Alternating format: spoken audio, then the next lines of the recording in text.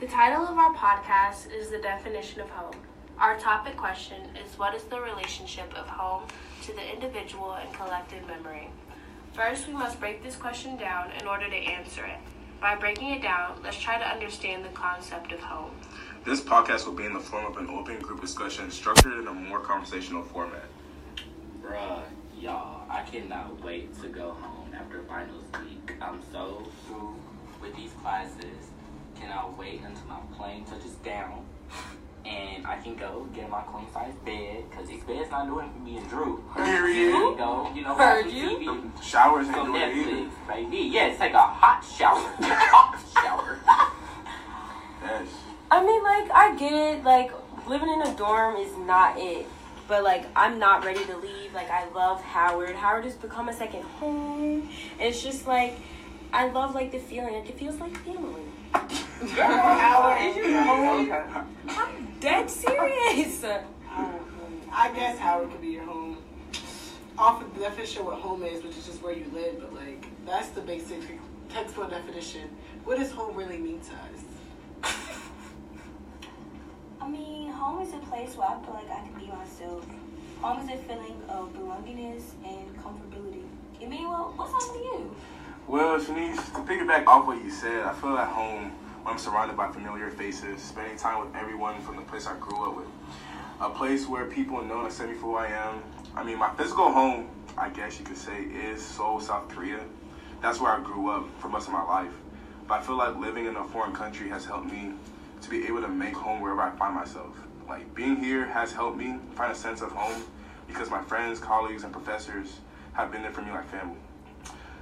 Siri, what is the definition of home? Which word? H-O-L-M-H? As a noun, it means the place where one lives permanently, especially as a member of a family or household. Period. Wow. Who would have figured that there were so many different definitions while thinking about the same question? While thinking about home, I consider Piscataway, New Jersey to be my home and how it ties to my collective memory. Piscataway is a town I grew up in, and it's the town I've lived in my entire life. I could have specifically said that my house was my home, but I truly consider the town as a whole to be my home because it holds so many great memories. It's where I first learned to ride a bike, and it's where I started cheerleading and all the other great sports I enjoy playing. It's where my dad would take me for ice cream almost every day after school, and it's also the town I graduated high school from. All these memories can remind me of home wherever I go. Piscataway is full of a diverse people, and I'm glad to call it my home. Whenever I can connect with my memories, I feel close to home wherever I am. I believe there are a lot of different things to take into consideration when you think of home. For some, it may not necessarily be a place as long as you're able to be in close proximity with the people you love. Even though I grew up in this area, I've never felt so far from home. I don't get to wake up to my mom making breakfast or fall asleep after a late night movie binge with my brother. But at the same time, as the newness of living on campus has started to wear off, I'm beginning to warm up to the idea that this can also be a place I consider to be like home. But there's a big psychological difference between feeling at home and being home. Well, to me, home is wherever I make it. Right now, because I'm at Howard, Howard is my home. I have people around me who love me and support me. I lay my head here and I eat here. Home is also back in Pennsylvania where, my mom, my baby brother, and the rest of my family is. My best friends and my family friends are also there. Home is wherever you feel loved and where you feel comfortable. Home can honestly be anywhere. That's true. I agree. In my opinion, home is a place where really my family resides. I can be anywhere in the world, and as long as my family's with me, I'll feel at home. When I'm surrounded by the people I love, I'm not really worried about where I am or what's around me, as long as I have them with me. And I have a lot of family members located in different places, like North Carolina and New York and Atlanta. And I feel like whenever I go visit them, even though I don't live there, I do feel at home. Well, to me, home is the place where my roots are. I was born and raised in Memphis, Tennessee, so Memphis would be my home. It doesn't matter about the physical house that I'm in that city. just like the city as a whole is my home, and like the people there make it feel like home. Because Memphis is a big city, but everybody there like knows somebody who knows somebody. It's like we're all like we all know each other, kind of sort of. So I like that part. So. Home for me is not only a place, but it could be anything that gives me comfort and a feeling where I can be my complete self. Like, when I'm around my family and stuff, I just feel so secured and safe that makes it home. Like, we could be in a hotel and that would still feel like as if we're at home, if y'all get what I'm saying. Mm-hmm. Yeah. Would you all say that a sense of home is instinctive? I mean, everyone has their own personal description and their interpretation of home. Although many of the same values we all share seem to be evident, this would suggest that one sense of home is based on individualized experiences that culminate or encompass a particular feeling we all possess when we're at home. Some people have the ability to rediscover the meaning of home over and over throughout life, gathering more memories and ideals that help shape their perspective of home. However, one fact remains the same. We conceptualize the idea of home as individuals at the end of the day. We all have a series of personal memories that seek to describe a feeling we all have when we're home. We can also conceptualize the idea of home as a group. We make memories together that adds to the meaning of home to us as one group. For example, as Howard students, we all share the same memory of things that happen on campus every single day that makes Howard somewhat feel like it's home to us. I feel like this meeting of us talking and discussing home is going to add to our memory of like being as a group and home together, if y'all understand. Yeah. Like, I y'all get it. agree with I what I'm get saying. it. I understand. Well, so like we've all talked about how our personal relationships with home impact our individual memories. But as a group, we all possess the collective memory of like, you know, me and my friends sitting in room 7123 at CHN, like we'll talk about anything from classes, life now, to life at Howard.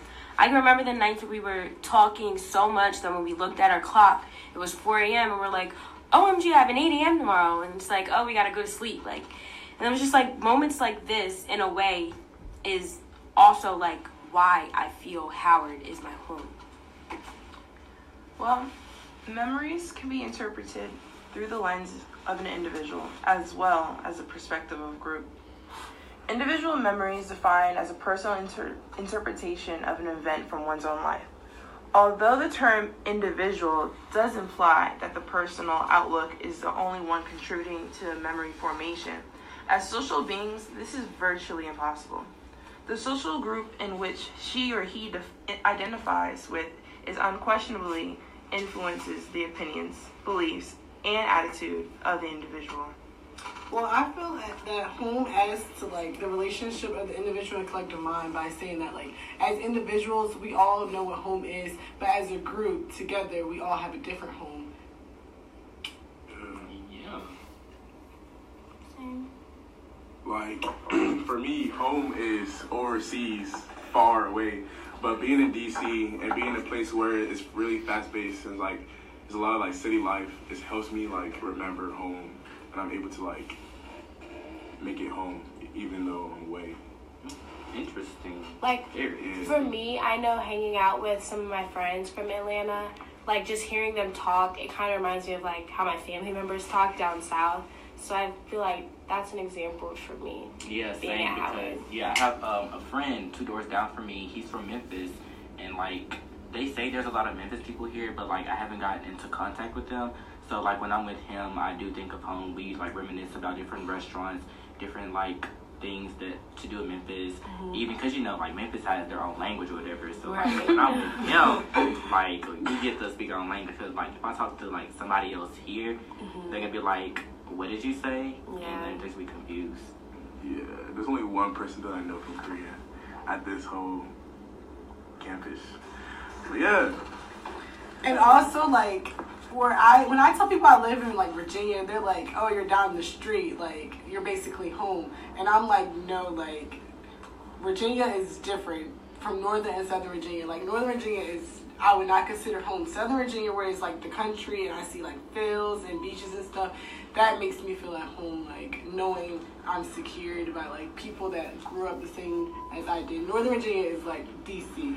Okay. I mean, I feel what you're saying at the same time, but Howard is a great place to make it a home because I'm surrounded by the black culture. Like, I just love being black. I love being surrounded by people who look like me, people who can relate to me. And that's part of the reason why I came here. Yeah, I was gonna say the whole reason why I wanted to come to Howard was to get that black feeling of like learning from black professors, being around black people every day, and just that whole HBCU feeling that you can't really get anywhere else.